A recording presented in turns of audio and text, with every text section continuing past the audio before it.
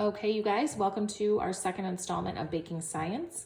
This is what I call the cookie project demonstration, and it is a demonstration of how all the different categories of baking ingredients work together and how you can kind of tweak those categories and achieve a different result from basically the same recipe. So what we have here under this classic is what you would find on a bag of chocolate chip Nestle Toll House cookies. It's the Toll House cookie classic recipe right here. And this is the classic cookie that comes from that. It's a really good balance. It's kind of, it's got those toffee flavors. It's soft in the middle. It's beautifully browned, as you can see. Totally straight up winner cookie. To its left right here, we have the cakey version of this cookie, and this is the recipe right here. What I did to this recipe, you can see how it's much smaller in shape. If I turn it sideways, you can see he's got a little dome to him. He's a little bit more of a fluffy looking look to him. Same type of browning. What I did to this recipe to achieve this different texture is I upped the flour by half a cup, and I added a second leavener. See how the original recipe only has baking soda, and this one I added baking powder also.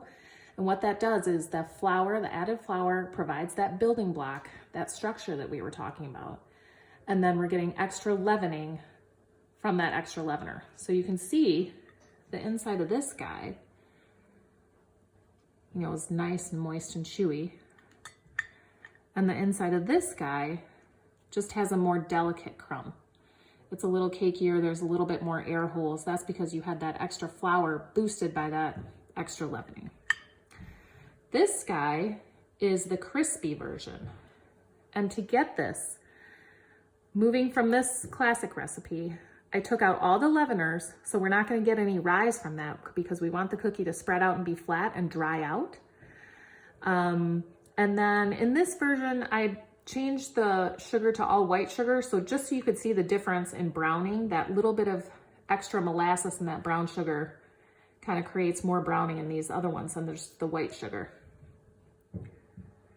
The other thing I did with this is for these three cookies, they all had a tablespoon scoop, and I used to like to use ice cream scoopers, little ice cream scoopers to achieve that.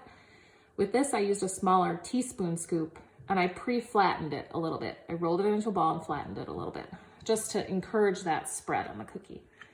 And you can see this guy, super crisp, not a lot of rise in there because we took out all the leaveners, so this is a real crisp, kind of hard cookie. It's the least favorite in my bunch here, but I just wanted you to see the difference in how these things behave.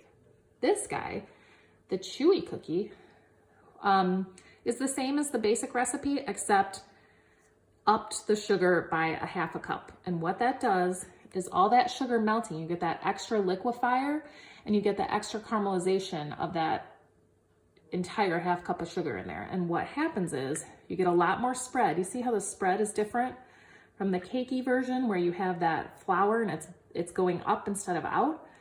And the regular version, the chewy version really spreads out a bit and it just has a super toffee flavored, you can't even break it. You kind of have to like mush it apart.